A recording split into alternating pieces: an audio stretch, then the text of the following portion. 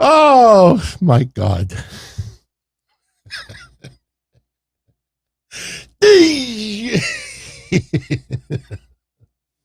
Congratulations, Aliyah, Raquel Rodriguez.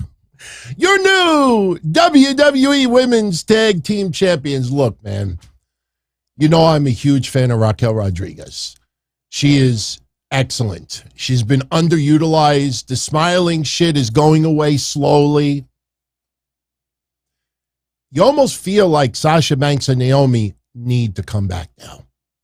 That might be the only reason why this went down tonight, but I don't care. Look, I am extremely excited that Triple H is under the helm.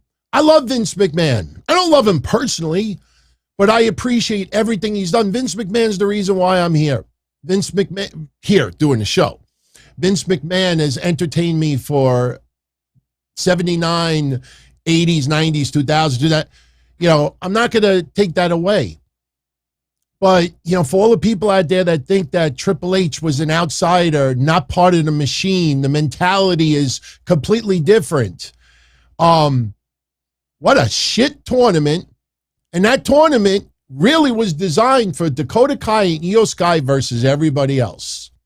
And after all of that, we got Aliyah and Raquel Rodriguez.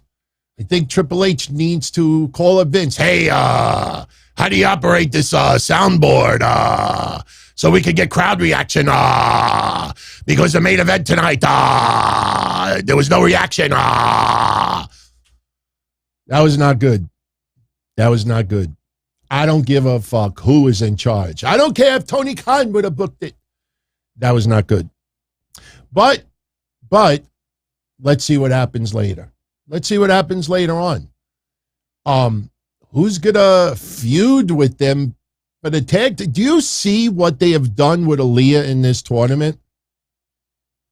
Think about Aliyah's role in this tournament. Unless she's going to turn into a monster heel that we're going to suddenly give a shit about. Now, I like Aliyah. We all like Aliyah. We root for her. She's, you know, we've talked about, I've defended her when she gets emotional. I'm not crapping on Aliyah. She's not a tag team champion. Sorry. I think Aliyah, seriously, sometime tonight, she's probably going to be in a hotel room, or if she lives in that area, she's going to be home tonight. She's going to look in the mirror and say, am I really a tag team champion? I really deserve this? So either something else is brewing. You know, they've made her incognito the last two matches, if you've paid attention. That was not good.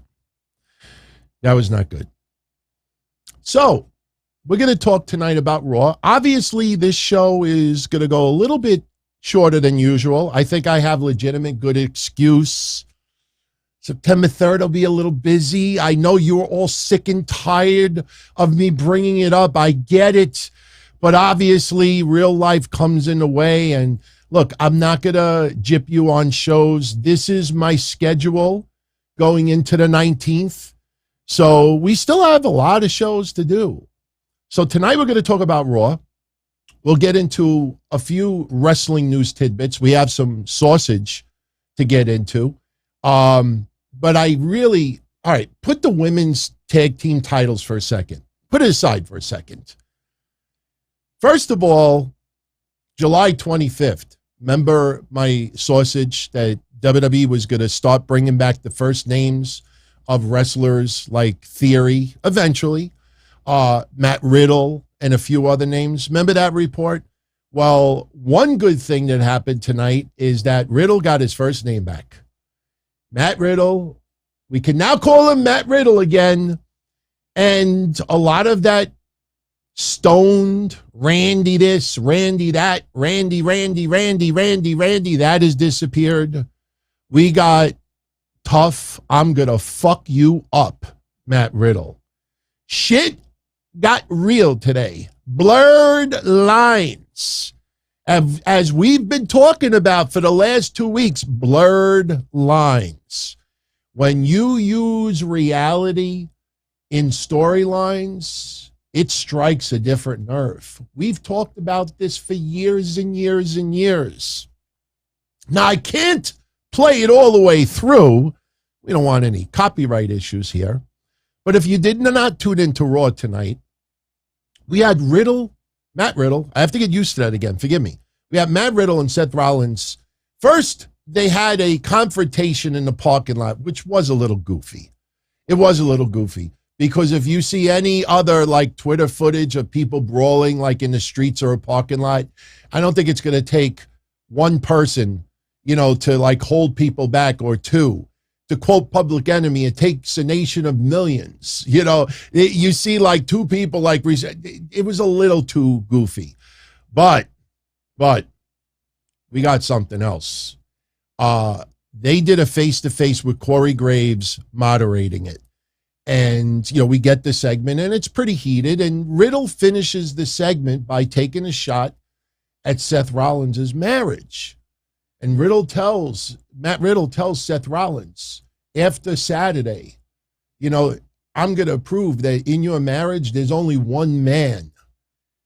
And her name is Becky, and he went low on Seth Rollins. And everybody's like, oh, well, we got a little bonus footage after we went to commercial.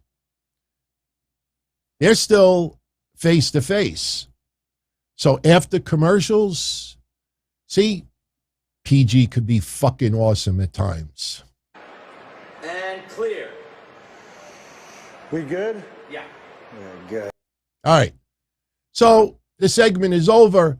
This is supposed to be footage that we were not supposed to see afterwards. And we get this. Yo, Riddle, you still there? Yeah, I'm still here. Don't talk about my family, man. Let's talk about your family. Oh, wait, you ain't got one because your wife divorced you and took your kids and they don't want to see your bitch ass anymore, huh? Oh!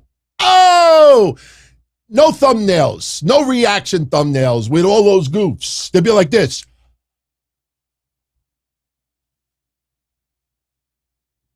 I don't do that shit. I probably should.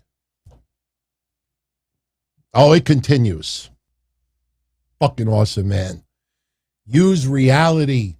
Make it feel like real life. I mean, that is such an easy recipe to do. Look, do you think Matt Riddle is really thrilled about bringing his personal life in a storyline? But tell me that you don't feel suspension of disbelief that maybe these two motherfuckers truly don't like each other. That's when wrestling is at its greatest, man. You see that tonight. Everybody is losing their shit tonight. And that's based on reality. That is something that has been held back for way too many years. You get a little taste here and there.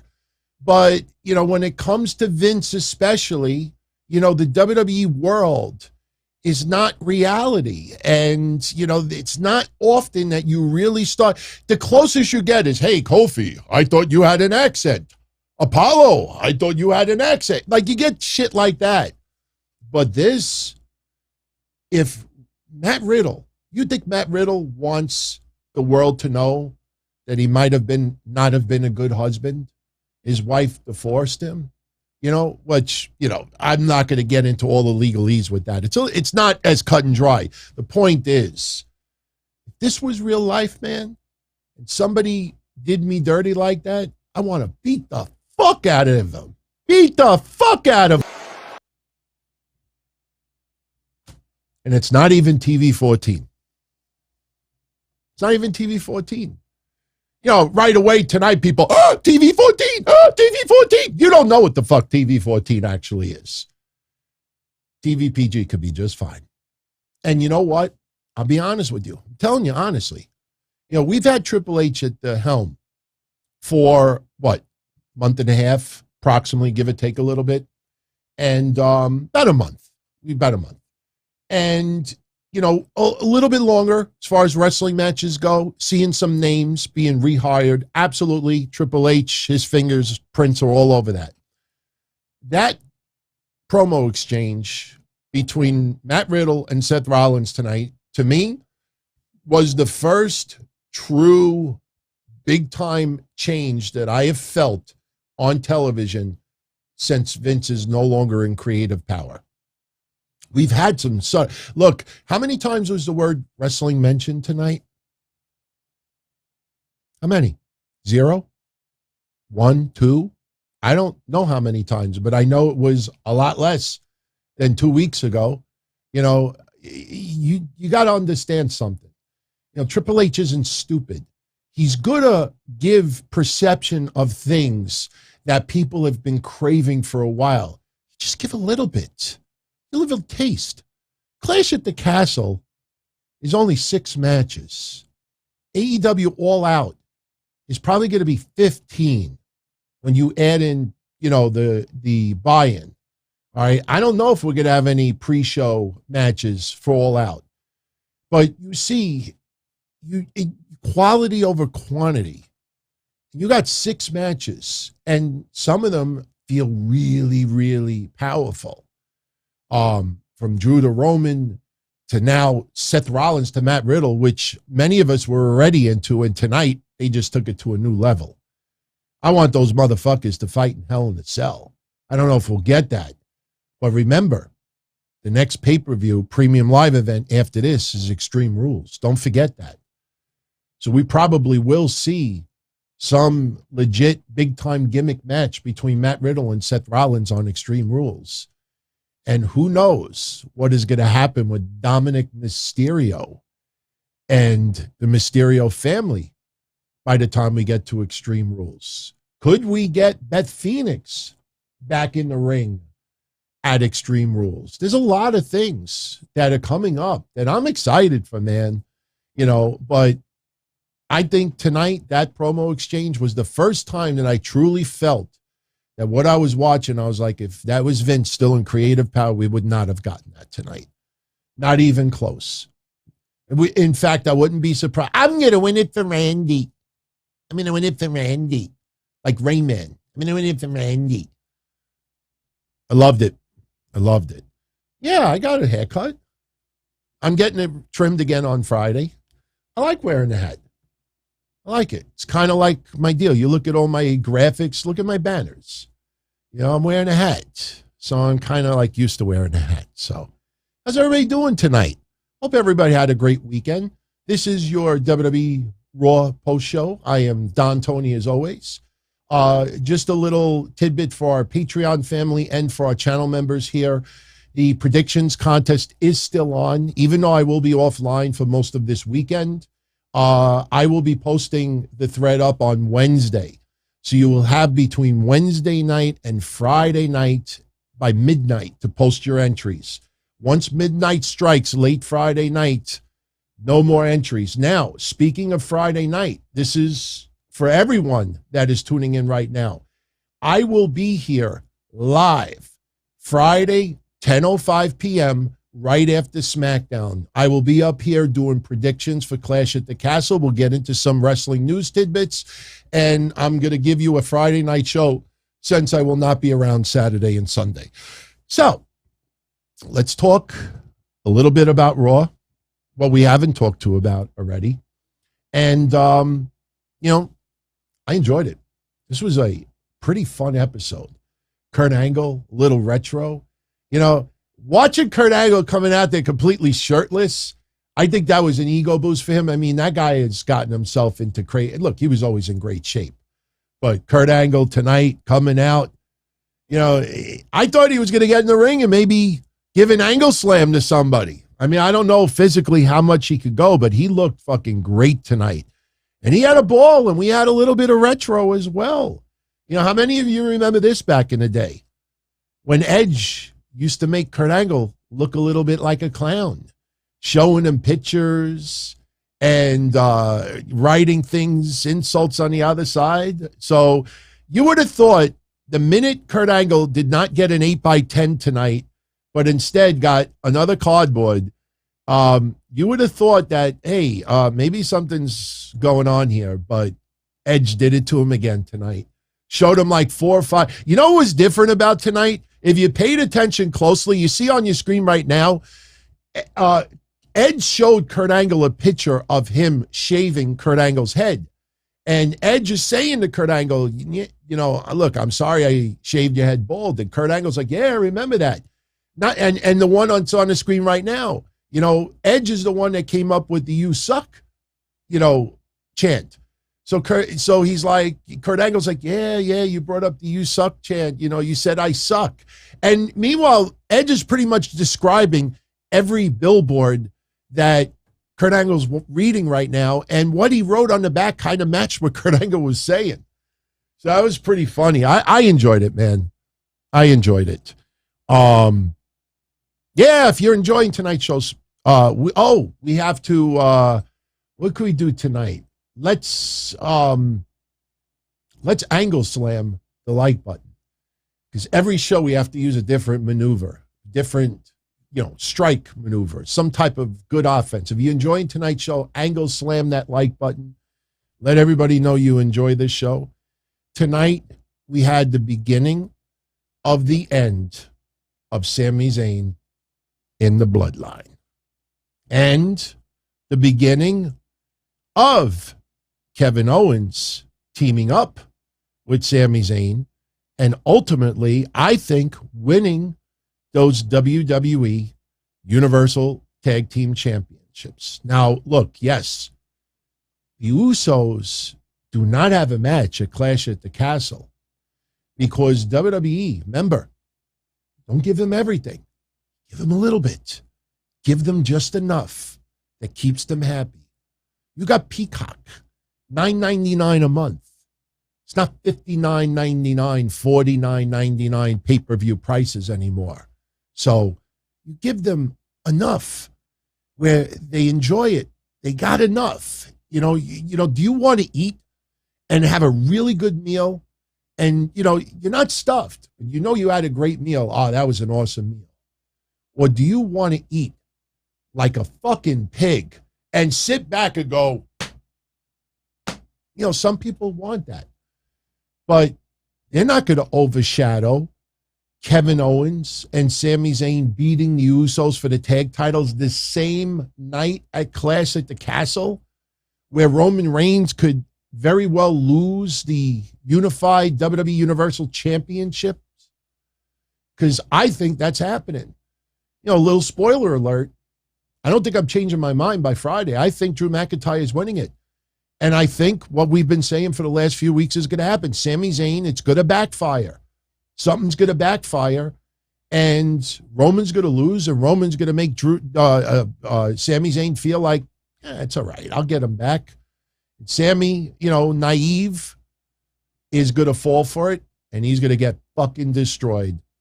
Kevin Owens is going to come to the rescue. I told you that they were treating you like garbage. Kevin Owens tonight, we had the Bloodline come out minus Roman Reigns. They hit the ring. You know, Jey Uso still doesn't like Sami Zayn, but Jimmy Uso is more cool to Sami Zayn. Not so much after tonight. So they're cutting their promos. Kevin Owens is not too thrilled. Sami Zayn and Kevin Owens having a little bit of back and forth, and Kevin Owens telling the Usos, I'm here to remind you that your boss still owes me. And Jey Uso says to Sami, is this your guy? If this is your guy, you better get him before I do. And Sami, naive, takes the Bloodline and says, look, KO, Roman doesn't owe you or anybody else anything. Kevin Owens trying to knock a little bit of sense into Sami Zayn. Look, Sami, you're one of the greatest wrestlers, and you're allowing yourself to be treated like a clown in the Bloodline. You know, and Sami Zayn don't want to hear any of it. Sami Zayn says, you're just like everybody, like the stupid meme online that says, oh, he thinks he's part of the team.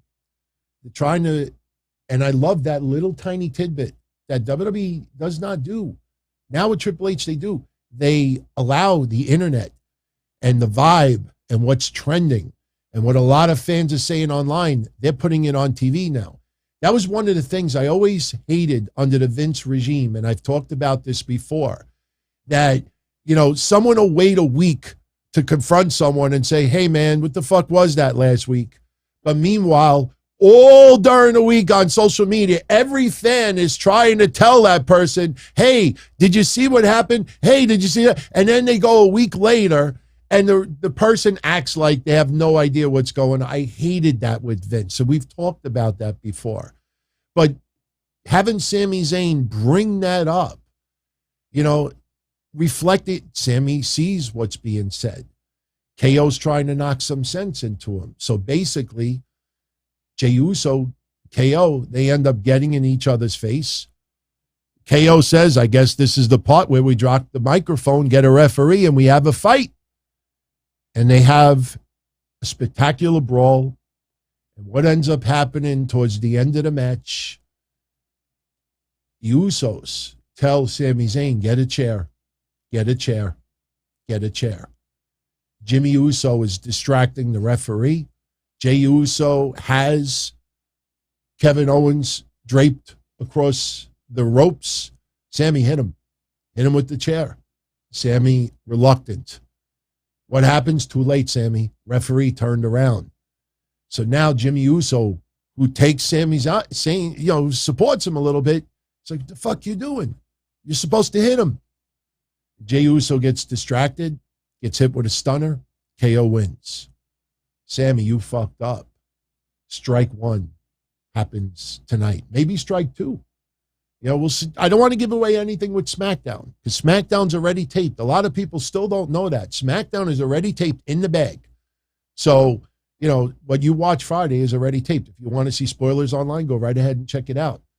But tonight started the seed planting of Sami Zayn out of the bloodline, KO and Sami teaming up. And think of this. I don't know exactly when it was in 2017, but Kevin Owens has not had any type of championship in about 5.5 years. 5 to 5.5 years. That's a lot. That's a long time, especially in the COVID era. You would have thought he could have won something somewhere. It's going to be a big deal when shit goes down. So I enjoyed it tonight. And you know what? A lot of you may feel that Kevin Owens and Sami Zayn ultimately teaming again and maybe taking the titles from the Usos might be a little bit too predictable. So what? So what? If everybody is buying it, if everybody's feeling it, if everybody's wanting it, you don't have to swerve. Not everything needs to be a swerve or deception.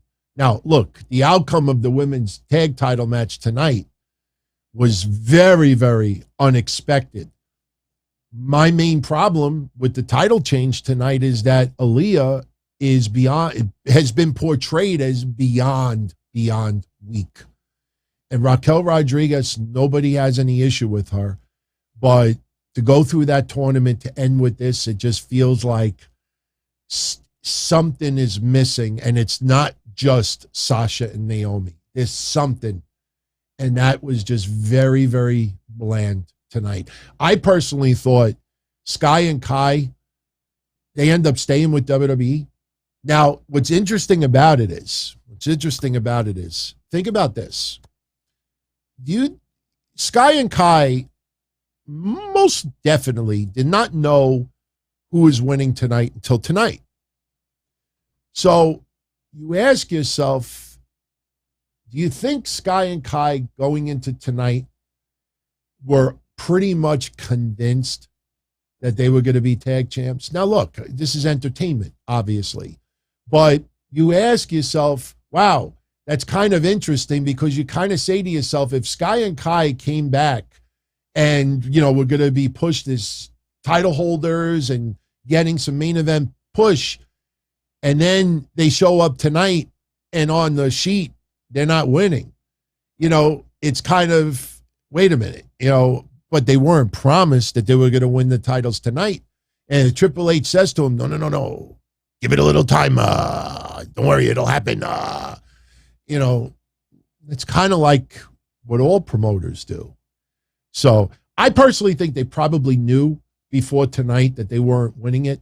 I think especially because Triple H convinced Io Sky to stay and brought back Dakota Kai, I'm pretty sure he probably had an extensive conversation with them and said, look, we're going to do this, but we have to do this first. So, I don't know. Hey, I'm just giving my opinions. Some people may disagree with it. I'm just giving you my thoughts. So, and I think a lot of people actually agree with what I'm saying. All right. So let's talk a little bit about Kurt Angle. So as we said earlier, Kurt Angle made his return tonight. That was part of the sausage that I gave to you at the end of July, that Triple H was going to have more legends appear from time to time, especially in their hometowns. We had Booker T return, Trish Stratus return, not Kurt Angle return. In a couple of weeks, we'll have another legend return. Kurt Angle, great today in the ring. And as I posted on the preview earlier today, he was going to go at it with Alpha Academy. I mean, I know it wasn't reported, but, I think we pretty much know with the history of Chad Gable and Kurt Angle, that was going to be in the plans. And I can't play all the audio, but this is what we were getting tonight.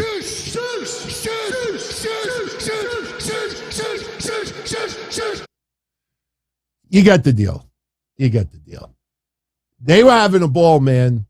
Chad Gable's showing a lot of respect for Kurt Angle early on.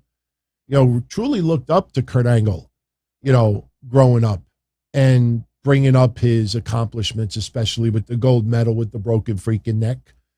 And Chad Gable and Otis offer him tonight, one night only, member of Alpha Academy. Kurt's not interested, so they get pissed off. And next thing you know, the Street Profits come out. And look, I like the Street Profits, but man, I don't know about you, but it feels like their motherfucking stock has plummeted. I know a lot of people don't want them to split up, but I say to myself, you look at what's been going on since SummerSlam. It feels like they have been left behind big time. I don't even know what happens with Seth Rollins. Remember when Seth Rollins complained that he didn't have a match at SummerSlam? And Seth Rollins posted a tweet and said, one day they'll hear me. And Triple H said, I hear you. Yeah, he's brawling with Matt Riddle. But when does Seth Rollins get back into the title picture? We mentioned it yesterday on the sit down. Will Seth Rollins hold a title before the end of 2022? I'm not so sure. That's why you need to split up these unified titles. Seriously. You remember that thumbnail that I posted with Bobby Lashley and Kofi, and I don't remember who else was on the front. And I wrote, be careful what you wish for, because by strangleholding both championships with Roman Reigns, that is a bunch of people who have no chance of becoming heavyweight champion right now. By strapping the Usos. Remember when people said that the titles were going to be unified into one and there's no longer going to be titles on both brands? You remember all that clickbait? What happened to that, everybody? Now you understand why you cannot have one championship on two brands. It has nothing to do with networks. That's a cop-out for people out there. When people say, oh, the networks want the title back, that's them covering up that they got the news wrong. They all reported, wrote it on their newsletters, did it on their pay sites, did it on their podcasts, that WWE was only going to have one heavyweight champion going forward. That's it. It's going to become unified, one title, no more two. Remember the Usos? Somebody even leaked out a picture of what the unified title was going to look like. And remember that night I said they're going to keep both belts because it looks better when you have four belts amongst two shoulders instead of two. Look at FTR. Even though they don't have the AEW tag titles, it's still impressive to walk around between the two of them having 6 titles in hand. But now with the elevation of a lot of guys and being utilized better, you have to divide those titles again, because there are people out there that could use a nice little run. Kevin Owens and Sami Zayn is a great example of that. But Seth Rollins is also an example of that. And there's other wrestlers as well. Will AJ Styles and Dolph Ziggler end up getting any gold? I don't know about that. Tonight, they opened up Raw and lost the Judgment Day. Excellent match. But unfortunately, a little bit short. Dolph Ziggler hits a super kick on Finn Balor, but turns around, walks right into the reckoning and loses.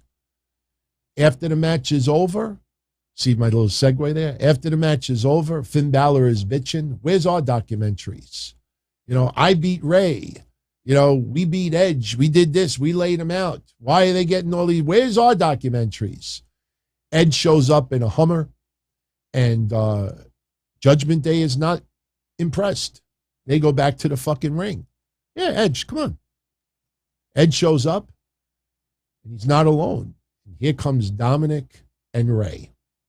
And before we go any further, you know, I got a kick out of this yesterday. This was the thumbnail for tonight. You know, Family Feud. And if you look, yes, that of course is Steve Harvey, but if you look, that's Rey Mysterio and that's The Miz. And I was surprised at how many people had no idea that they were on Celebrity Family Feud yesterday. And Team Mysterio, and you know, look, I kind of felt bad for, was it David Mysterio? Like, I don't know who he is. I mean, maybe I'm supposed to. I'm not going to lie. You know, there was one person in the Mysterio family that kept making my eyes look the other way, you know, and thank God I didn't get caught looking, because I would have had to have done a little Shawn Michaels or Robert Gibson, where maybe one eye, you know, if Aliyah is over here, and if my fiance is on this side and the picture is on that side, I would have been like this. Yeah, I could cross my eyes. But the Mysterios yesterday, that was Team Mysterio. They took on Team Miz. There you go. There's Team Miz. I didn't watch it yet, but I think maybe Team Miz won because they were celebrating afterwards. You know, this was the Mizanin family, because I know a lot of people are like, oh, where is Maryse? You know, it would have been a little bit better if it, you know. So, yeah, that was yesterday. Celebrity Family Feud. I'm going to go check that out tonight. But it was the Mizanin family versus the Mysterio family. Family Feud. But Edge is not alone. Dominic is there. Rey is there. They got Singapore Canes.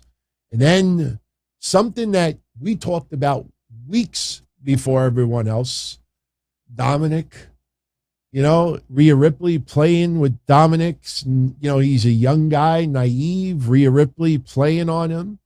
You know, tell him, look, no, it's okay. Give me the Singapore Cane. Give it to me. Give it to me. And Dominic, you know, some people thought he was going to actually hit her. And he's a little reluctant. And she gets the Singapore Cane from him. And she's laughing, but here comes Edge and Rey again. So she backs down. And we find out later that at Clash at the Castle, it will be Edge and Rey Mysterio versus the Judgment Day. And after that segment with Kurt Angle and Edge, Kurt Angle is in the same locker room with the Mysterios. Edge leaves. Kurt Angle leaves. Now we have Dominic and Rey alone. And Dominic says, what happened to family? You know, I thought it was going to be familia at Clash at the Castle. And Rey's like, look, I need somebody with more experience. I need Edge. And Rey's like, you're going to still be in our corner, right? I need you in our corner. Dominic is like, yeah, I'll be in your corner.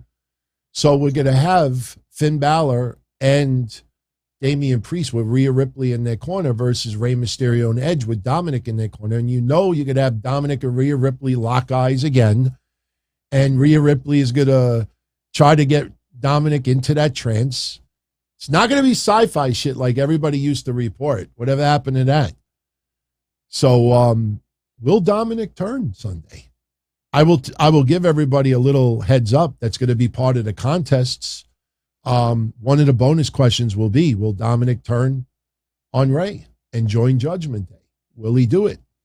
I'm not so sure. I don't know if they'll actually do it this soon, but I will say this.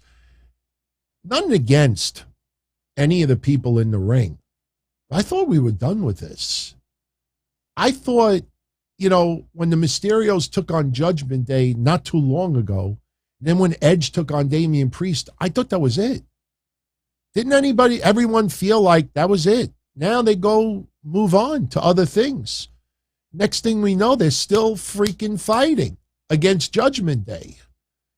So that's why I think Dominic ultimately is going to turn. You feel it. And look, any reason to put this picture back on the screen one more time. Look, Family Feud is done. How stupid would have it looked if on TV and storyline, Dominic turns on his dad, joins the Judgment Day, and then a week or two later, they're on Family Feud. Dun, dun, dun, dun, dun. So we'll see what happens. Oh, so let's get back. We were talking about Kurt Angle and Alpha Academy earlier. So the Street Profits show up. Next thing you know, we have the Street Profits versus Alpha Academy. And I got to be honest with you, man. I had the same feelings tonight like I did when they had Danhausen representing Orange Cassidy, and it was, who was it? It was Tony Nese versus Orange Cassidy. That's what it was. And if Tony Nese won, Orange Cassidy would have been forced to sign a petition, and Swerve Strickland would have been gone from AEW. It was just like stupid. And they fucking continued that storyline for like 3 weeks. At least tonight, it lasted about 7 minutes. They basically did a stipulation that if Alpha Academy would have won tonight, Kurt Angle would have been forced to join Alpha Academy. And you know Kurt Angle's not going to, be around next week. He joined an Alpha Academy. So Street Profits win. This was fucking cool. You joined the academy, all right? Watch close. Now you can mess with me. Oh! I don't care. Some people are like, oh, that's a pounce.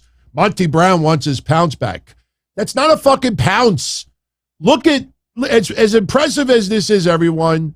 All right, as impressive as it is. I can't do slow-mo. But all he did was push him. He's like pushing him. Like, get out of my fucking way. You know what that was like? Why can't I get this off my screen? This is not good. This is not good at all. Maybe I have to close it? Yes. Oh, that's not good either. That's better. Almost had a technical difficulty here. It's like if you're walking down the street and a car is coming and you just like, get the fuck out of the street. You push someone like last minute to avoid a car coming. That's what Angelo Dawkins did to Otis. But when you realize the size of Otis flying like that, oh my God, that was amazing, man. And I still do not want Street Profits to split up. Maybe once those tag titles are taken off of the Usos, maybe the Street Profits will get one set. Sami Zayn and KO will end up with keeping the other set. Maybe we'll get that. But, man, I just look back a month ago to now, and it's like, I don't care, man. The Street Profits, I know not everybody could get pushed at the same time.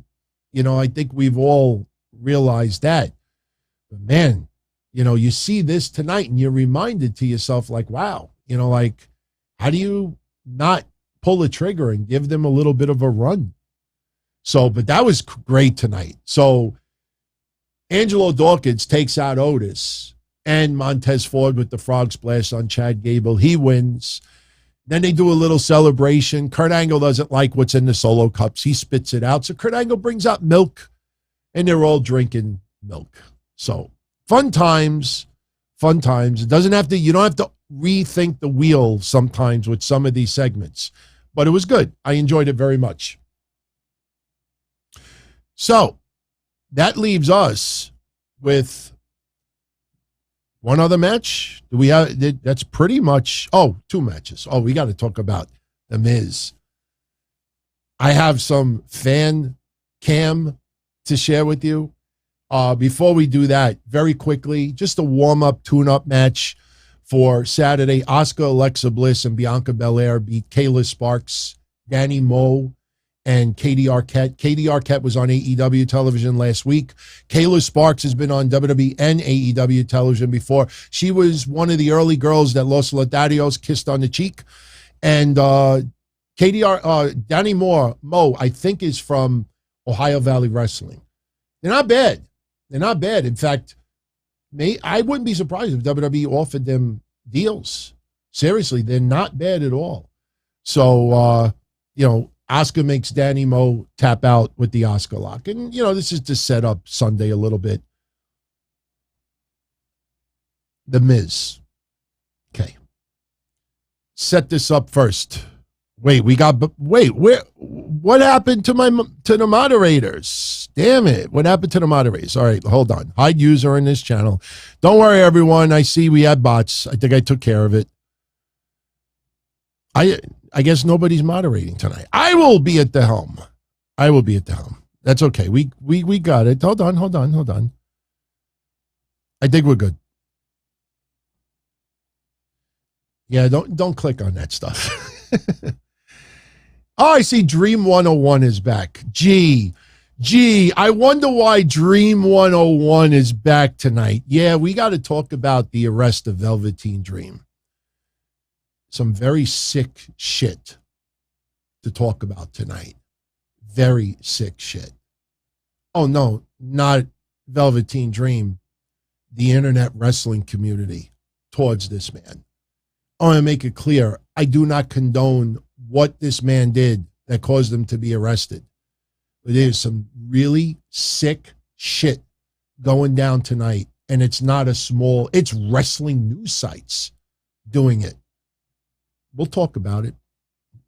I promise you, if you enjoyed, which it really wasn't meant to be enjoyed, but if you appreciated the Chase and Rants discussion on Saturday, you'll appreciate this. Sick what is going on tonight. I originally was going to tweet it. And I was like, you know what? I posted the Chase and Rand stuff. He won the tag titles with a 16-year-old. We find out that the 16-year-old's parents are both convicted felons. And the mother has birthday parties at Teen Dojo hosted by Chase and Rants. Chase and Rants. You remember the Adventures of Ford Fairlane? You remember when Andrew Dice Clay showed up at the sorority and he's looking around and he sees all the girls? He didn't grab anybody's ass. He didn't grab anybody's tits. He just looked around. He's like, I think I died and went to heaven. I'm not saying that Chase and Rants did anything illegal, but, you're a convicted sex offender. You think it's okay to put a tag title on yourself and a 16-year-old, and you're smiling from ear to ear on video? I truthfully believe. And I've been shitting on this guy since 2006, and I had to pull back because people were living with him that I was friends with. But let me tell you something. I'm going to make a prediction. I think one day Chase and Rants is going to get himself into legal hot water again, and I'm going to say this very, very carefully so I don't get sued. My prediction is Chase and Rants will get himself in hot water. And when he does, someone is going to come out and try to make the claim that Chase and Rants, even though he's in his 30s, maybe hitting 40 soon, he's got the mentality of a 16-year-old. I'm telling you, man.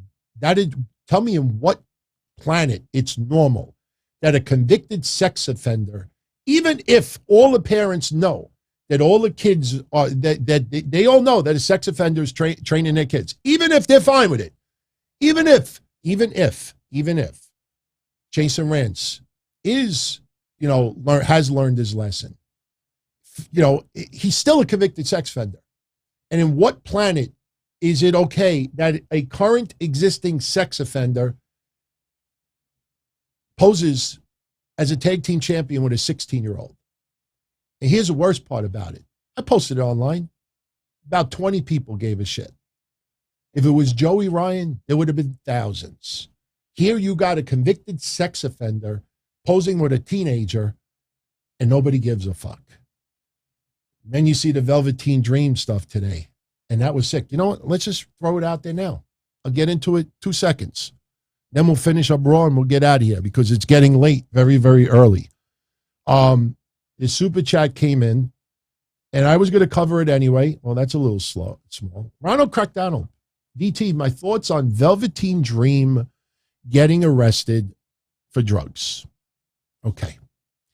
I'm assuming that you read the cut and paste websites, because one cut and paste website said that he was arrested for an out-of-state warrant for drug paraphernalia. That is probably what you all have read a million times tonight. That's because whoever broke that, all they did was read a website. They read a court site without doing any research. The fact is, Velveteen Dream had a previous warrant, drug-related. He had a warrant out for his arrest, probably did not appear in court when he was supposed to. Okay? All right. He was arrested for battery and, what was trespassing, I think it was. Battery and trespassing. Florida. They let him out on $120. Now, I know a lot of you seen $1,200 bond. I sell bonds. It's part of my career in insurance. It only costs $120 plus administrative costs. Velveteen Dream got out paying less than $200. So that just goes to show you how serious the battery and the trespassing was, okay? I'm not downplaying what Velveteen Dream, real name Patrick Clark, did. Why am I so pissed off about this? Look, he committed battery. He was trespassing, drug violations. He deserves whatever the penalties are. What I read tonight from podcasters, wrestling news sites, thousands of fans, they're either happy that this man is in trouble, or they're disappointed that the arrests did not have to do with minors. I watched a wrestling news site tonight actually write that, man, he didn't get caught with any underage kids. What the fuck is wrong with you people? You know, in this age where, bullying, people blowing their brains out, fucking people having depression, we got to be better than that, we got to do this, that. The minute somebody gets in trouble, you're disappointed because it didn't involve an underage person. And yet, Jason Rance, who hasn't done anything illegal in 14 years, convicted in 11, but is still a registered sex offender, that doesn't mean nothing. Or other people, that doesn't mean anything. But this guy, too bad it didn't involve a minor. He would have been locked away for 30 years. I hope you get run over by a car. Seriously. I hope something seriously happens to you. That is so fucked up. You know, when I was a kid, my dad always said to me, don't justify bad behavior with other bad behavior. Just because someone else, you don't justify it by doing, and these people are all, you know, against this guy. I get it. You don't like him. I get it. You feel like he got away with something, you know, but to turn around, and that is disgusting. And I'm watching people that you're supposed to like consider journalists, and you got thousands of people liking that stuff. You people are fucked up, sick in the head, sick in the head. Fuck them all. Fuck them all. So that is what happened with Patrick Clark. When I get an update, I'll be more than happy to share it with everyone. And again, whatever, you know, his penalties are, he's got to pay the price. Hopefully, you know, he learns from it and he becomes a better person because of it. But the turnaround and the shit I read today, you people are dirt, garbage. All right. So let's wrap up Raw, and then we got a little Vince McMahon news. So, The Miz tonight. We get a backstage segment first. He's with Ciampa, Adam Pearce. Dexter Lumis is out of jail. Miz is not happy about it. Adam Pearce asks The Miz, what happened last week with you and Dexter Lumis? Miz don't want to talk about it. I realize that a lot of people out there never saw the Theory Dexter Lumis storyline. Remember, now, do I think The Miz is going to say, oh, we hung out and we watched cartoons and ate cereal all day? No, we're not going to get any of that. But The Miz, he's obviously a little freaked out from Dexter Lumis because he's very on edge. He's looking around. So obviously, whatever happened with Dexter Lumis last week was not a pleasant one for The Miz. So The Miz tonight is facing Bobby Lashley, non-title match. And The Miz is like, to Adam Pearce, is like, you give a shit about me that much? You put me in a match with Bobby Lashley? You know, that's how much you care about me?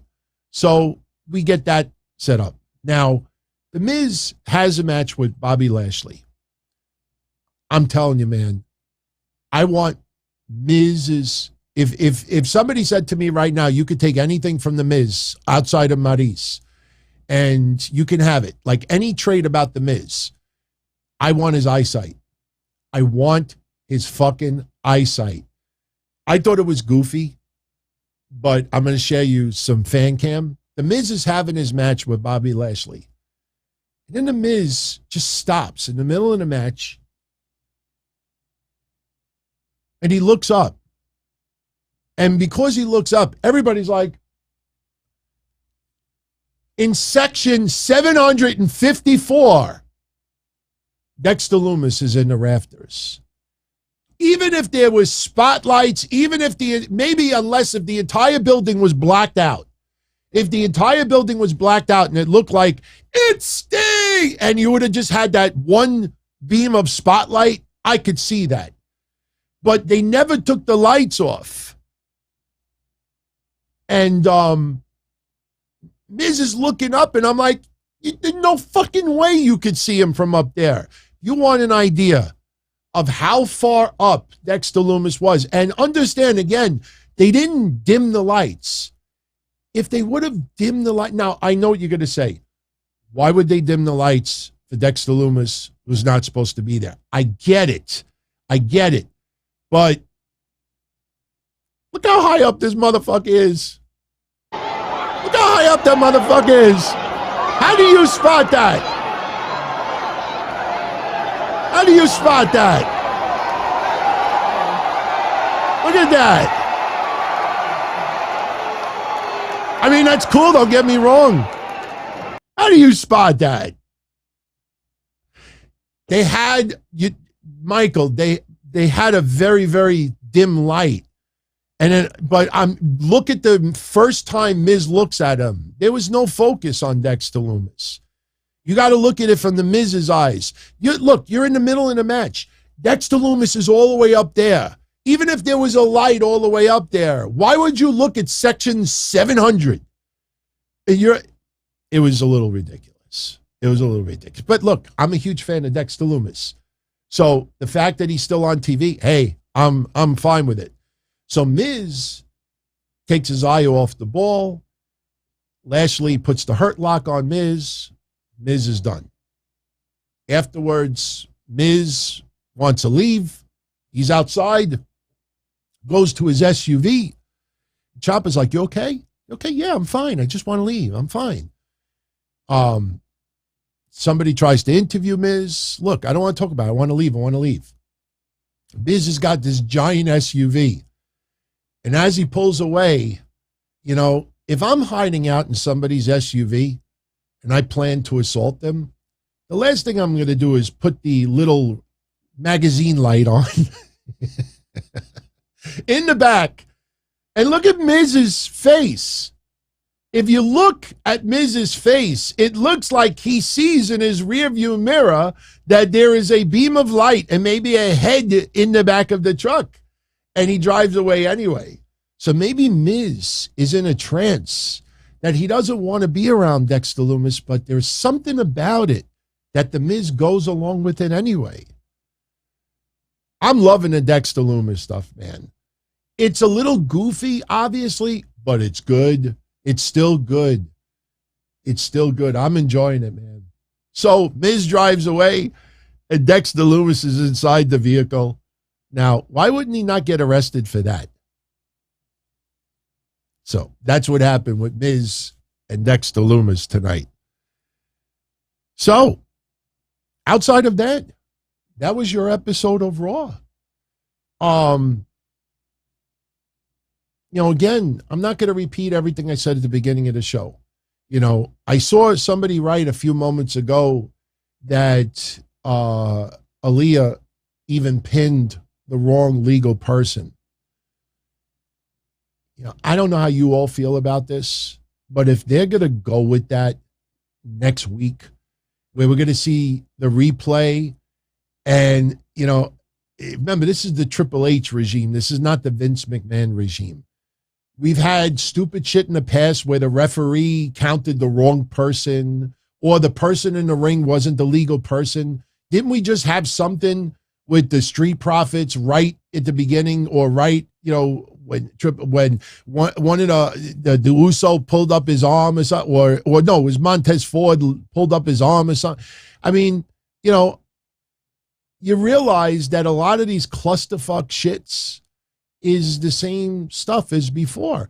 Remember what I pointed out last week? The finish of the SmackDown women's match with Toxic Attraction before Gigi got injured.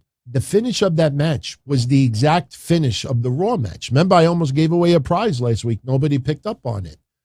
Asuka put a finisher on the wrong person. She didn't see the blind tag. Same thing with Natalya. She didn't see the blind tag, and she goes and puts I think the sharpshooter on the wrong person, and she gets rolled up. So we're seeing same shit over and over and over and over and over again. So, look, I'm not complaining, man. Raw and SmackDown have been better. And just the hope and the energy and the excitement and the idea that we will see some creative difference. And look at Rollins and Riddle tonight. Perfect example of that. Couple little things is not going to spoil it for me. I'm still enjoying this shit. But it just goes to show you got to keep the Triple H stuff in check. Just keep it, a little bit more realistic. Some people out there really think that everything is going to be different on TV. Sausage. Didn't we say a month ago that WWE was going to be interested in bringing back Braun Strowman? Weren't they going to be interested in bringing back Jonah? All you had to do is look at the names that are on the free agent market that still, had value that we feel shouldn't have been released. And, you could do that too. And now everybody's like, hey, this is confirmed. Bullshit. Everybody knows that they're interested. You could figure out who they're interested in bringing back and not. And, I got to share with you this. You might find this interesting. Brandon Thurston deserves all the credit for this. But I wanted to show you this graph that I think is worth looking at. A lot of people don't realize, but we're now at the 1 year mark where live fans have returned to televised events, house shows. I think it was July for WWE. Right around this time, it was AEW as well. AEW had some fans, but this is really like full-blown fans back in attendance. And I think we all expected that first graph, which is Q3 of 2021, which was 1 year ago. We all knew that pro wrestling's numbers were going to be inflated because fans did not get to go to live events for about 2 years. And we knew once that feeling of we're back with live events, it was going to stabilize. And if you look at SmackDown, after that initial return to fans for about 3 straight quarters, which is 9 months worth, their attendance was pretty even. When you look at Raw, after the first 3 months of a return to fans, it took a decent drop, substantial drop, and then it gradually came up, and then you got the purple. That purple is 3 months. That is not just Triple H. And believe me when I tell you, Triple H has not had that many fans return to live events where the graph would have been much different if Vince was still around. But you could see the overall vibe of the WWE climate. You look at AEW, and AEW, I know some people are going to say, well, that's because CM Punk was injured. Bullshit. Well, that's because Bryan Danielson didn't wrestle a couple of weeks. Bullshit. Because even when you go back, you know, when you see some of these wrestlers when they were in the ring, you know, who are they wrestling? You know, I'm outside of pay-per-views. But you look at this last quarter, you know, everything else feels like pro wrestling is on the rise. And this last quarter, you know, you look at the numbers. This is probably the lowest that AEW's had with live fans in the last year. Now, I'm not crapping on AEW, you know, but the next 3 months are going to be very, very interesting with AEW because you know if MJF's going to return, it's going to happen very, very soon. You know, if CM Punk, we don't know what's going to transpire this Wednesday with Dynamite, but if there's going to be some major shifts in some storylines for some people, it's going to be really interesting to see how this attendance goes up. But remember what I said on Saturday. When you look at these graphs, understand there's no demos involved. It's no demos involved. That's why the demos should only matter to the networks, the advertisers, and the wrestling companies. Not us. Not us. Because at the end of the day, if your attendance is down 25%, 35%, you know, that's 35% less customers that are buying your shit. It's not based on age. So I just figured I'd show that to you. Some people think MJF won't return. Some people think he will return. But they have such a loaded roster. You know, I don't think fans are no longer, you know, tuning in or going to live events because MJF is not there. I don't buy that at all. By the way, some ratings news and a winner to last week's contest. Oh, also main event results from tonight. Shelton Benjamin over R-Truth. Cedric Alexander over T-Bar. SmackDown's rating was 1,990,000. Preempted in some markets. Rampage was 431. Not too much down, but down a little bit from last week's 461. Last week we did a Raw rating predictions contest to win this Paul Heyman Funko Pop and the autographed WWE Topps card. Last week's Raw rating was 2,005,000. Congratulations to Michael Gonzalez. He predicted 2,001,000. And he gets the Paul Heyman Funko Pop and the signed card. If you tune into last week's show, you could look at the live chat and you could see that he was the closest and the first person to predict that close of a numbers. Congrats to you.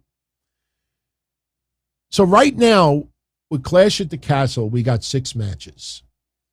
Based on the SmackDown spoilers, I don't think we're getting any more. We might get one more. I don't know where. But right now, it's only 6 matches. You have Roman Reigns versus Drew McIntyre for the undisputed WWE Universal title. You have Liv Morgan versus Shayna Baszler for the SmackDown Women's Championship. I'm not giving out spoilers, but that match is not going to change. Bianca Belair, Alexa Bliss, and Asuka versus Bayley, Dakota Kai, and Io Sky. 6-woman tag match. We got Riddle versus Seth Rollins. I hope they add a stip. Right now, it's a straight-up wrestling match. Is it going to end up with a double countout, a double disqualification? Are these guys going to just brawl all over the place? And because I don't want it to be a straight-up wrestling match. I get it. Extreme Rules is coming up. That's where they'll have the stip. But I think you got to do something, especially after tonight.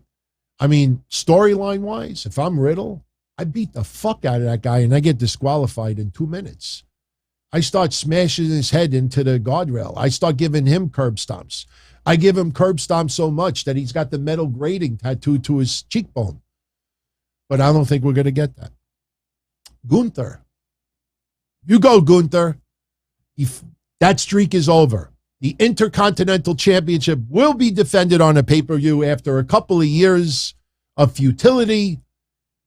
We have Gunther defending the IC title against Sheamus. And then Edge and Rey Mysterio with Dominic in their corner versus Finn Balor and Damian Priest with Rhea Ripley in their corner. You know, maybe some matches should be added. They're going to be in front of 70-something thousand fans. You, seriously. Again, we'll do predictions Friday. And we'll do them fast because obviously the next day will be Clash at the Castle. But we'll go beyond predictions. We'll just look at what will transpire beyond Clash at the Castle. But you have to leave yourself thinking about this. They know they're in front of 70-something thousand people. This is going to be a Wembley moment for someone. Something coming out of this is going to be a moment that we're going to remember 5, 10, 20 years from now. You don't perform in front of 70-something thousand and not give them some major title change or some major shift somewhere. If Shayna Baszler beat Liv Morgan for the title, I don't think people would care as much as you think. Let's be honest. Other than that, you know, we need something gigantic, something mammoth needs to happen at Clash at the Castle. And I think if we just have Roman retain and, you know, Bianca's team wins, regardless if Riddle or Rollins wins, we're going to win in that match because you know it's going to be fucking phenomenal unless it ends in a clusterfuck, like we said. You know, you feel like something else is going to happen. Something else. You know, the way SummerSlam ended with Brock turning the ring upside down, do I think it's going to be that magnitude? No. Could somebody show up that we have not seen in a while? Possibly. But something huge has got to happen at Clash at the Castle. I think everybody agrees with that. The Fiend return, that's not a bad one. Bray Wyatt returns. I think people would be fine with that. I think the UK fans, if Bray returned, but I don't want to see Fiend Bray. I mean, look, I have said it repeatedly. I could look all over this fucking house and find this room and find tons of Fiend stuff laying around. But I want Bray Wyatt to return or a variation of Bray Wyatt. You know, cult Bray Wyatt. No Firefly Funhouse. I don't think we need to go back to that. I want, you know, cult leader Bray Wyatt to return. So, all right. Before we start wrapping this up, something I wanted to share with you. For anybody that's not a member of Peacock right now, I know I said yesterday this shit sucks, but I have a whole case of it, so I'm drinking it anyway. Oh, it sucks. If you're not a subscriber to Peacock right now, now I know that they say new members, but I already talked to 4 people who had canceled their membership and then resubscribed, and they got the deal as well. Right now, Peacock is offering $19.99 for 1 year of service. So normally it's $4.99 a month. Do the math. Was it $60? You could get 1 year of Peacock right now for $19.99. That's getting WWE for less than $2 a month. If you got Peacock just for WWE, less than 50 cents a week. You can't go wrong. So this is not something that's really being pushed in a lot of areas. But if you're not, and look, if you have more than one email address, and I don't care if I piss anybody off, if you have more than one email address, you know, go register in the other email. Register in the other email, get the $19.99 for the whole year and cancel the other one. You know, I haven't done it yet. I mean, I found out about this morning, but I plan on doing that. Absolutely. So, NXT tomorrow and Dynamite Wednesday. You know, I brought this up yesterday. This week, this might be a first since AEW has been in business. This might be a first. This week, we have 5 go-home shows. We have 5 go-home shows leading to pay-per-views / premium live events. Raw, go home to Clash at the Castle, SmackDown, NXT, Dynamite, Rampage. These are go-home shows. Now, Rampage, obviously, pre-recorded, but look, they're going to announce 1 or 2 matches at Rampage. They always do. So you're going to see something concrete happen at Rampage to lead into All Out. We got 5 go-home shows this week. Now, as far as NXT goes, Grayson Waller versus Apollo Crews, it's going to be good, but that's not affecting Worlds Collide in any way. Last Legend and Pretty Deadly versus Briggs, Jensen, and Fallon Henley, probably going to end up in a clusterfuck. But still, that's those guys on both sides. They're not facing off at Worlds Collide. Gallus versus Diamond Mine. And we'll see what happens with Roddy Strong tomorrow night. Come on, guys. And Tatum Paxley and Ivy Nile versus Kaden Carter and Katana Chance. I'm going to say Casey Canizaro. Katana Chance. Non-title match. That's for tomorrow. I got to be honest with you. That feels like a less than stellar lead-in to Worlds Collide. Worlds Collide, I mean, it's happening Sunday afternoon, hours before AEW, so they're not overlapping each other. But that's not the card I would have expected leading into Worlds Collide. Now, Dynamite, this Wednesday, we got what I call Shitterstorm. Hikaru Shida and Tony Storm teaming up against the Baker haters. Britt Baker and Jamie Hayter. We have Jake Hager. They should have Hager and Hayter team up. Seriously, let them be a mixed tag. Hater and Hayter. Hager and Hayter. Sounds like a law firm. Shit, I got sued today. Look at this fucking legal letter from the law office of Hager and Hayter. You have been summoned to court. Patrick Clark. Hager versus Danielson. Will Ospreay and Aussie Open versus the Young Bucks and Kenny Omega. The winner of that match, Young Bucks and Kenny Omega, will go on to the finals at All Out to take on either Best Friends or the Dark Order.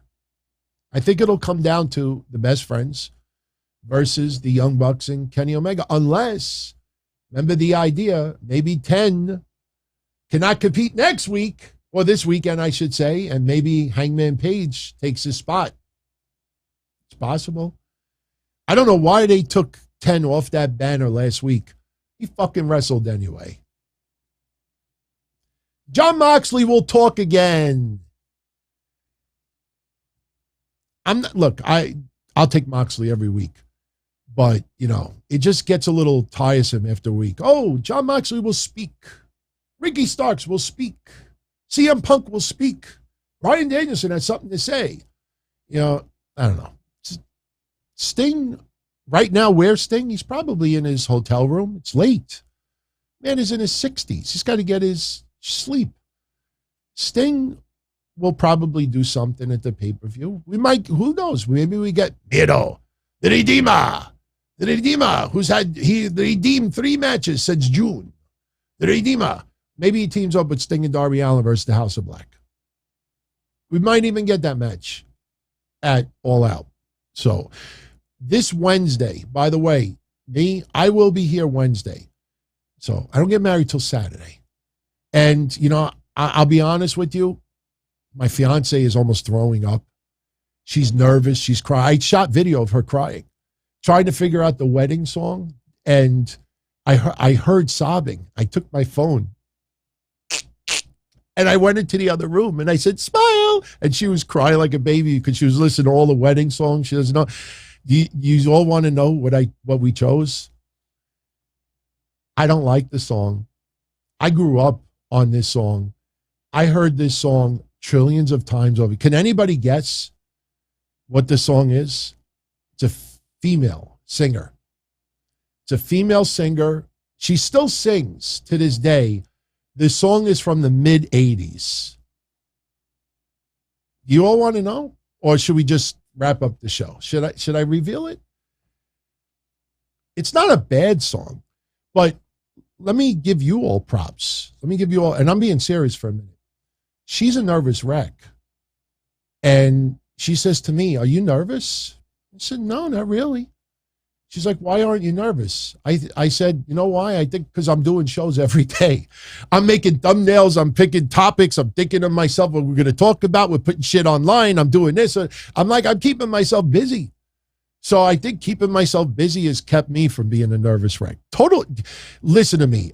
Total Eclipse of the Heart. I'll divorce myself. I hate that song. Why would somebody get married to that? Total Eclipse of the Heart. Turn around. I always thought she said turn around brown eye. You ever hear that turn around brown eye? You know what a brown eye is? When I grew up, I honestly thought she said turn around brown eye. And I said that once to my friends and like, brown eye? The fuck? That's how you roll? I'm like, no, I didn't know what they were talking about. Madonna's Crazy for You. I thought we were choosing a Brian McKnight song because when I proposed, that song popped up. I proposed. I never posted the video, but when I proposed, I had a TV on that was playing music, and the fucking Brian McKnight song came on literally when she walked through the door. And it was like the wedding gods, the engagement gods were like, here you go, DT, go get laid. And I was like, yeah, I thought we were going with that. And she went with that song. I'm not saying it's a bad song, but understand my age. I was a teenager when Madonna's Crazy for You came out. I went to clubs. How many of you gone to parties and clubs, and what's the last song they play before they're done? Not every club, but how many of you go to a club or a party and the last song they play before the night's over? I guarantee you someone in the chat room will get it right. I guarantee you. I'll wait a few seconds before I say it. It's a dance song, but no, yeah, well, we're going to be waiting for a while because it's like a time delay. So anyway, it's Donna Summer's Last Dance. That's usually the one that a lot of places go to. Last Dance, Donna Summer, and then it's over. Party's over. I went to clubs in 85 and 86 where the last song they played was that. And I still remember, God honest truth, I still remember going to one club one night where everybody was either stoned or drunk. And this song came on and everybody was like zenning. People were just like, you're hearing the song and people are just like, and I still have that memory to this day. I think I just walked backwards. I think I had a drink in my hand and the song was on and I had no date that night. And I think I was just walking backwards for some reason. I just was walking in a circle backwards with a drink. Everybody was, now I got to dance to that. All right. You will not see me doing the electric slide. So I don't do that. I don't even dance. So anyway, all right. So let's bring this home. We're at 80 minutes. Notice no coughing tonight. I got sick as a dog last Monday night into Tuesday. I didn't go to work last Tuesday. That's how sick I got. I don't know what the hell happened. But, I was coughing up a storm here. We didn't even talk about Beth Phoenix. Shit, we didn't even talk. Well, we did talk a little bit about her earlier. I'm surprised how many people want to see Beth Phoenix versus Rhea Ripley. I think people forgot that Beth Phoenix can still go a little bit. She ain't 55 years old. She could still do it a little bit. I actually wouldn't mind to see Rhea Ripley versus Beth Phoenix. I think you have more of a chance of Rhea versus Beth than a mixed tag match. I know a lot of people think, have Edge and Beth Phoenix take on Rhea Ripley and either Damian Priest or Finn Balor. I think it would probably lean towards Damian Priest, but I'm surprised how many people want to see Beth versus Rhea Ripley. And they are kind of teasing it a little bit. So who knows? That might end up being a match at Extreme Rules. Sure, why not? Shout out to Eric Williams. Much love, my friend. I hope you're around tomorrow for the watch party. And I invite all of you. If you're not doing anything tomorrow, stop by to the watch party. We're going to watch NXT, talk about wrestling, talk about whatever. And then after the watch party tomorrow, I will be on Patreon. Now, I will not be here in my location tomorrow. I actually, tomorrow, Tuesday, and Thursday, I got to stay by the parents' house because the next day I got to bring stuff to the wedding hall. So this week is crazy for yours truly. So tomorrow when we do the watch party, if I'm on camera, I'm going to be from a laptop, chilling in the bed. So I will keep my shirt on. I promise you all that. So, all right. So let's do this. Still a little early. Why don't we get into a couple of quick questions? Something that doesn't require too many brain cells. So if you're in the live chat right now and you have something, specific you want me to answer, maybe pertinent to what we talked about tonight, post it. We'll do that for like 10 minutes and we'll get out of here. And then, we'll call it a night. So nothing is undecided. I got pretty much everything tonight. Who's my best man? I have two. My brother and her brother. I wanted to flip a coin. And she's like, you ain't flipping no fucking coin because you're going to hurt somebody's feelings. So I have both. So I have two. I had to buy 2 freaking gifts this year. I don't know. The cha-cha slide, no.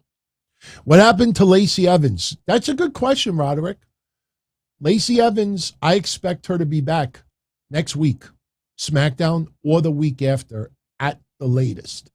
I'm intrigued with the Aliyah storyline. Her napping outside the ring 2 matches in a row and then just not stealing the win, but getting having the win abrupt, like 2 matches in a row. That's not just, hey, we don't know what to do tonight. Just her laid out doing nothing.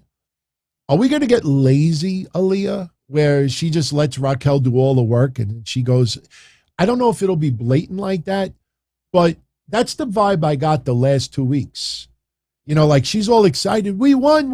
And I'm like, you didn't do nothing. You sat on your fucking Aliyah's lazy. She was just laid out. I mean, I know she was taken out in the match, but that's 2 matches in a row where she was incapacitated far too long. That doesn't feel like someone who should be champion. I'm not saying that Aliyah is not championship material down the line. I'm not saying that at all. It's just you look at the tournament, you look at how she's been used. Remember the whole thing with her and Lacey Evans? She came off like an idiot. She came off like a moron. Lacey Evans putting down the country, and then she's just like looking at the referee like, I'm like, take the mic away from her. And storyline, that was when Vince was still at the helm. They did not make Aliyah look good. Her claim to fame is, I beat you in 316 or 317. Remember that night I said Aliyah 317 says I just pin your ass? I actually was the first to come up with that. But that's her claim to fame. Fluke win. And you need more, in my opinion. I'm not, my wedding is just mainly family. 2-3 people from the neighborhood. I'm not having close friends. I couldn't afford it. I paid 90% of this wedding myself, and the rest I had to charge it. I fell short. I did not ask my family for a penny. I did not ask her family for a penny. So that's kind of one of the reasons why I was doing so many shows also. When Pro Wrestling TV seeked me out and said, we'd love for you to be part of our network, and they asked me, they said, why do you want to join us? And I said, it's a new channel. I'd love to grow with you. I want to see how big it could get. I'd love to be, a big contributor. And they said, yeah, anything else? I said, yeah, I need to make money. I'd get married. I got to pay off a wedding. I don't lie.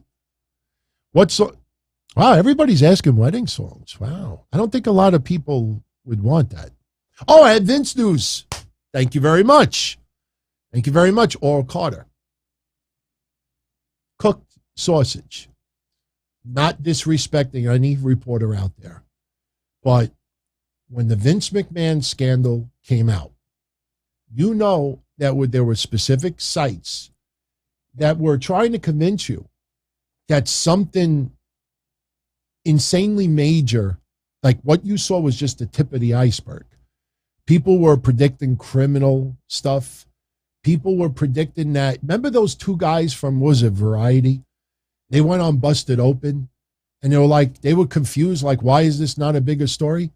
Well, I'll tell you why, geniuses, because you can't fucking force it into a big story when it's not. Vince McMahon is a pig. Vince McMahon made $350 million in the last 45 days. And people are focused on 10, 12 million from 10 years ago that he paid off women, you know. And let's, again, nothing against Christy Hemme. And we only call her out now because she never went public and said, listen, guys, it's not me.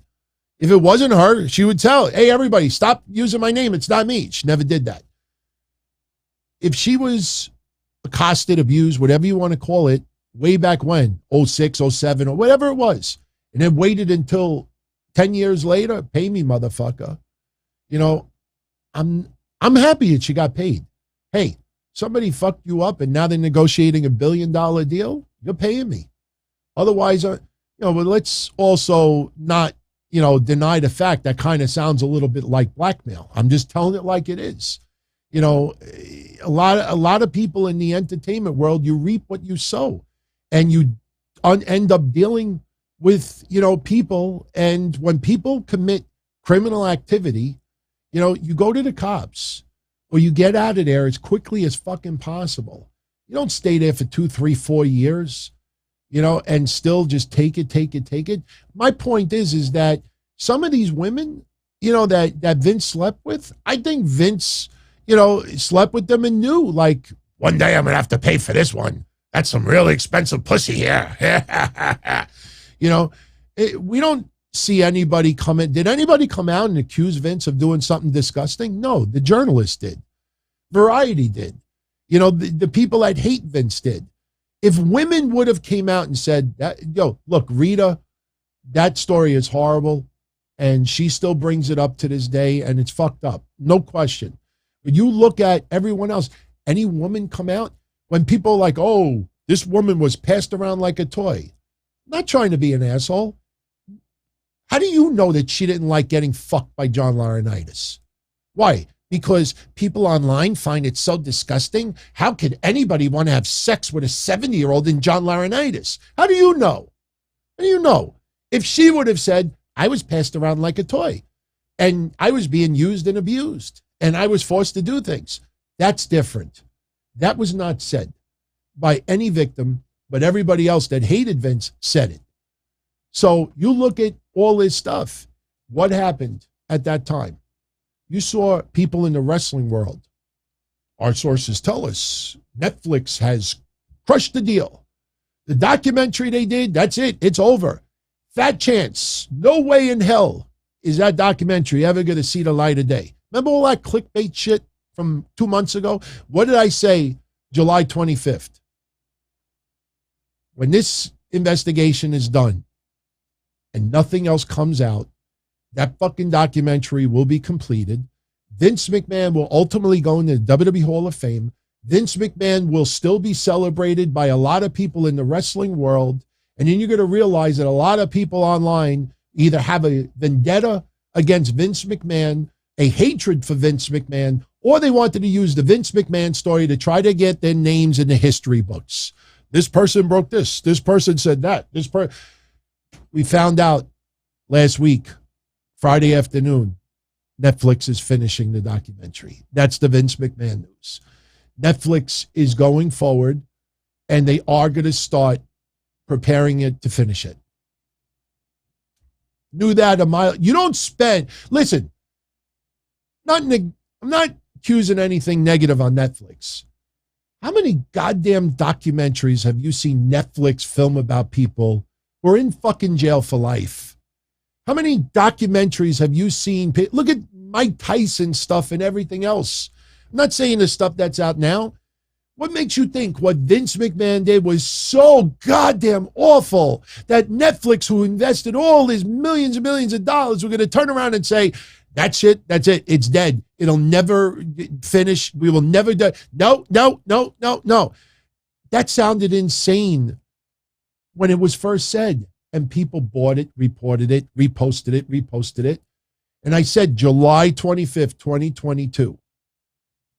Once this investigation closes, I posted 3 weeks ago on Sausage. I said the investigation is just about over. And it's over. And the only other money they found was that he gave some money to Trump, and, I don't want to go there with the Trump stuff. I'm not interested in that Trump shit anymore. But you don't think that money wasn't given to Trump when he did the WrestleMania stuff and the Bobby Lashley stuff and everything like that? Everybody's acting naive. I got to pull out my hotline reports from that time when we talked about that shit. Everybody and their mother knew that Vince was giving something to Trump as a result. Why didn't anybody check the books in 2008, whatever it was? Why didn't anybody check the books the following year? Where did that money for Trump go? Anybody ask the question? No. So now after all these years, people are bringing up, where were you when that story was out? How come nobody brought it up then? Because nobody gave a shit. So the documentary is going to be finished. It is going to air. Vince McMahon's story will be a controversial one. But in the end, Vince McMahon, just like Ric Flair and others, will be celebrated, will be cheered, will be loved. There's a lot of controversy, no question, but Vince McMahon, in the end, is going to get the end of the story in his way. And you look back at 2022 when he fought Austin, when he did the interview with McAfee, when he did some of the things that he did, and he was back on TV a little bit. Now you look back at 2022 and you could say to yourself, this guy knew 2022 was his last year. Vince McMahon knew that's it. So he fights Austin. He does the McAfee interview. He does all these things because he knew the end was there. The pay-per-view, the end is near. Remember, the end is near. Vince knew. Way before the investigation started, he knew 2022 was his last year. And you see him hanging out with Cena and McAfee and Brock and others. You don't see anybody going up to those people. How can you be seen with that guy? They wouldn't dare. They wouldn't dare. So the Vince documentary is going to be back on. It is going to complete. And we'll see what happens. So, okay. I did see that. Mandy Rose has a contest right now where you could win a lunch date with her. You could actually hang out ringside. I don't have all the details, but I think there's a charity involved where you could place a donation or buy something. So I'll get the details and I'll post it on Wednesday's Dynamite. But with that said, wow, we've gone 95 minutes and it feels like we've gone 3 hours. So, and I'm not complaining, but it is. Oh, I am so sorry. I am so sorry. There is something about Raw I totally forgot about. That's why I keep all my pictures before I close the show out. We didn't talk about this. Johnny Gargano. And Theory, he didn't get Austin back yet, but he will. Johnny Gargano and Theory had a little bit of a segment today. Interesting, because last week Johnny Gargano super kicked Theory. But what we had was Johnny Gargano was in an empty building, probably tonight's empty building. And he's being interviewed about returning and, what happened last week. And he gives a little bit of props to Theory. He's like, look, Theory has all, he's a specimen. He has all the things I don't. And he appreciates Theory, even though what happened last week. And he's talking a few things. And here comes Theory walking down the walkway. Theory's not looking to attack Gargano today. Theory's like, no, look, you hit me last week. He's like, I just want to talk.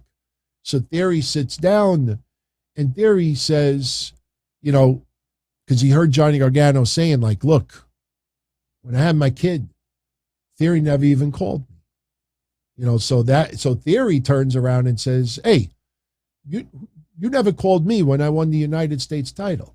You never called me when I became Mr. Money in the Bank. You never called me whenever anything I did. And I'll be honest with you, Johnny Gargano looked a little bit weak in that segment because Johnny Gargano's like, oh, well, I had a baby and this and that. And Theory's like, oh, it sounds like excuses.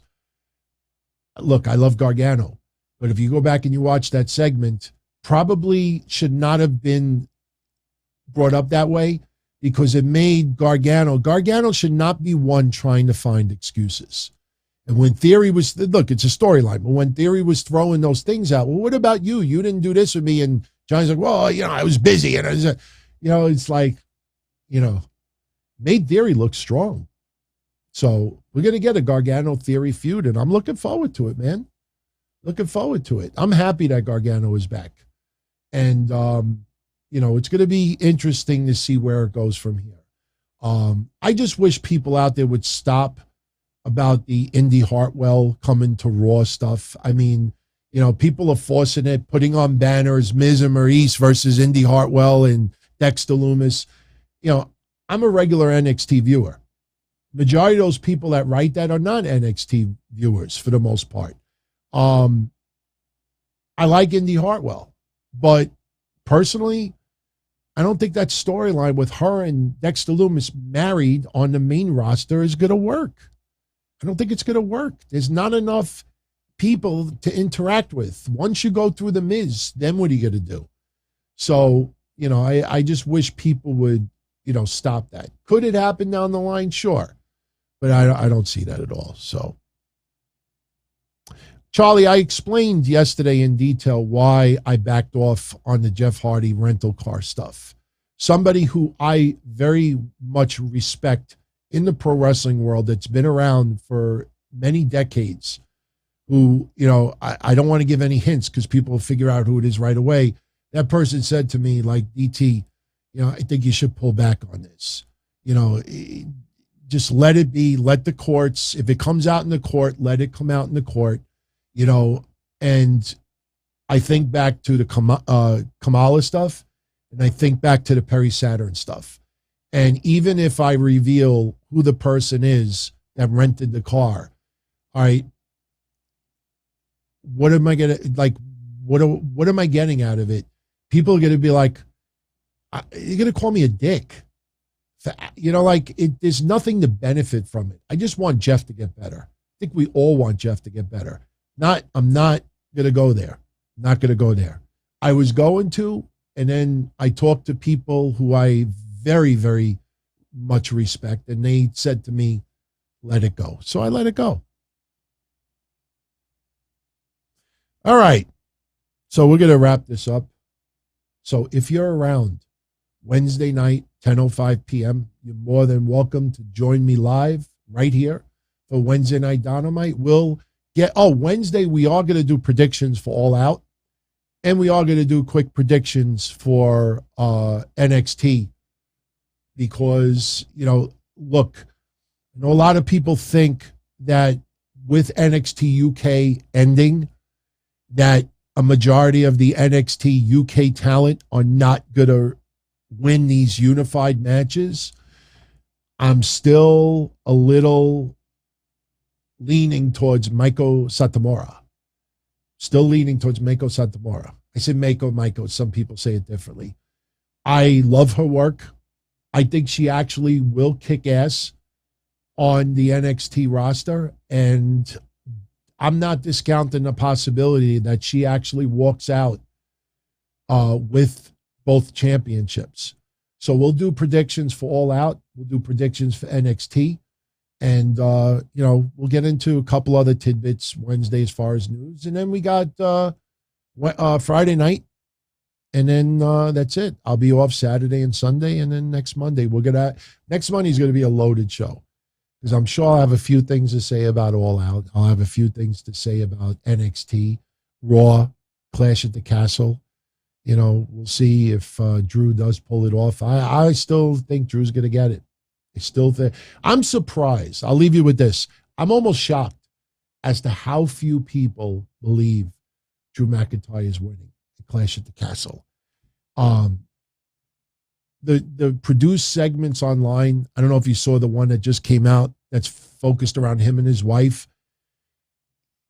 I just feel that to keep having these well-produced segments to lead to disappointment, I just don't see that this time around with Drew McIntyre. I'm not saying it'll break Drew McIntyre if he loses, but I honestly got this vibe that, I could see them leaving Clash at the Castle with 70,000 plus in the UK going bananas for Drew McIntyre. And I think Sami Zayn might be the cause of the loss. Do not discount that. I think Sami Zayn could, in fact, weigh heavy on this loss, but we'll talk about it Friday. So, all right, if you enjoyed tonight's show, I would greatly appreciate it if you smash that like button. What did we say earlier? To chop the like button? So, no, angle slam, because it was Kurt Angle tonight. Angle slam that like button. And if you have any comments regarding tonight's show, any follow-up questions that I didn't answer, post it in the comments section. Don't forget, this Wednesday, I'm also going to record the mailbag. So it's not too late. You could either email me, dontony@dontony.com, or you could go to the community section on YouTube and post your question there.